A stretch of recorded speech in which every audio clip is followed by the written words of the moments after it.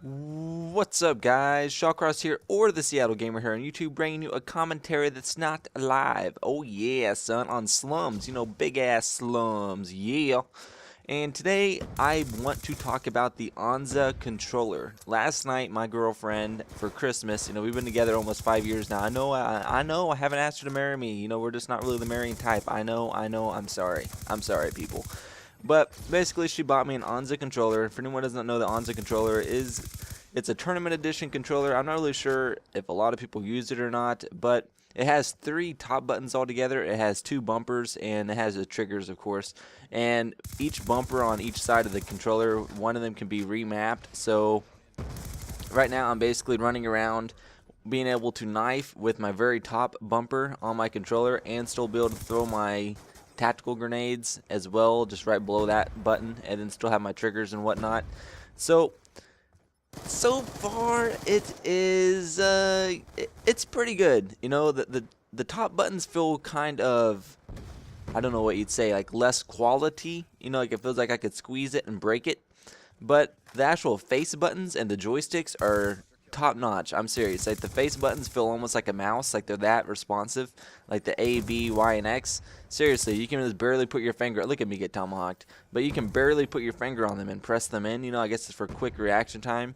And the triggers on it are like recurved in a lot farther than the Xbox controller, so that's real nice too. So you can push it in real quick, for it to actually register. So you can feather your finger even faster than you could on a regular Xbox controller, in my opinion.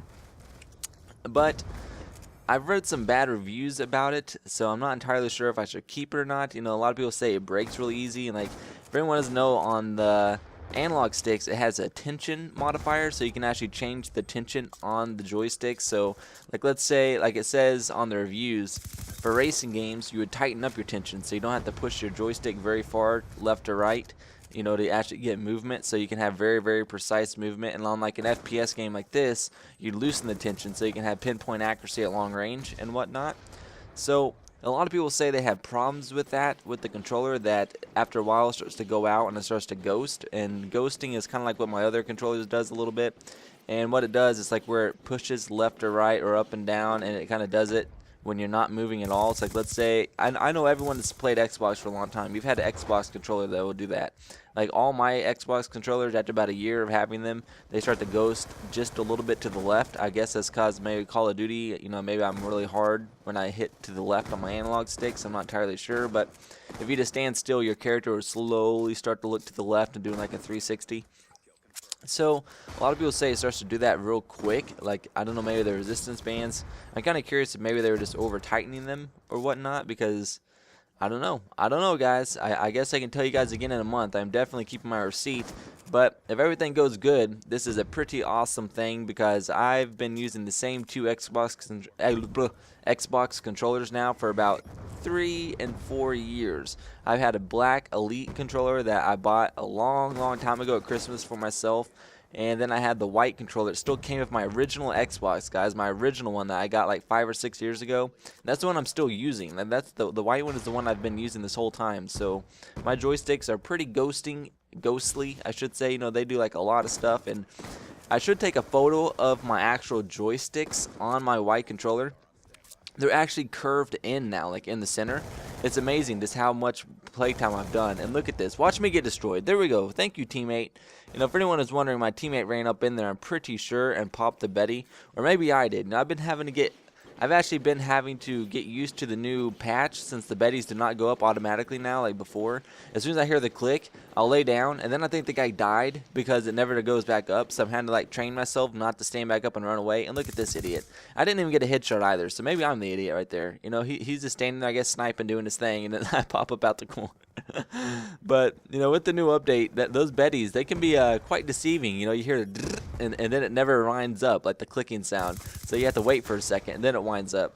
And another thing I never did discuss at the beginning of this video is why I keep picking up everyone's weapons. If you guys notice, I've been picking up weapons left and right off dead enemies. And I'm going for my humiliation challenges, and one of them is for getting 25 total kills with basically killing a guy, or at least taking his weapon and then killing him with the weapon.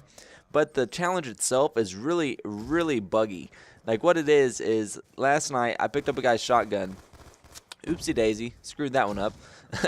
I picked up a guy's shotgun, killed him with it, and then proceeded to actually get a lodestar, and I probably killed him with his own gun. And I know it was him. You know, I could see his emblem and everything. I killed him with his own gun probably about 5 or 6 times in one life, but it only gave me 1 backfire medal. And I guess it must be only 1 kill per life, so that means if I kill a guy, I pick up his gun.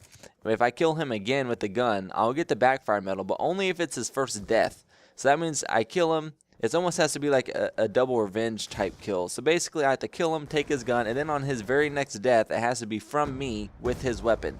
But if I continue to kill him after that, unless I pick up like his new gun, or at least swap out, you know, it will not count, which is pretty hard considering if I run over his new gun, the only thing it gives me is ammo for it. So I can't just go out and pick up his new shotgun. That's the same as that shotgun I was already using. So I have like 17 or 18 right now out of 25, and it's pretty annoying stuff, you know, trying to do that. Like, I won't lie, even through this whole video, I'm surprised I did this good. You know, I was actually beasting picking up people's secondary weapons and whatnot, but you know, there it is, 54-7 while I was actually going for challenges and screwing around. And you guys can see my new emblem as well, the Saturn emblem. I think it looks pretty nice. I've changed it a little bit now with the stars in the background, but that's about all, guys, for this random commentary. I hope you guys have been enjoying my live series, and yeah, guys, peace out. I love you, sexies.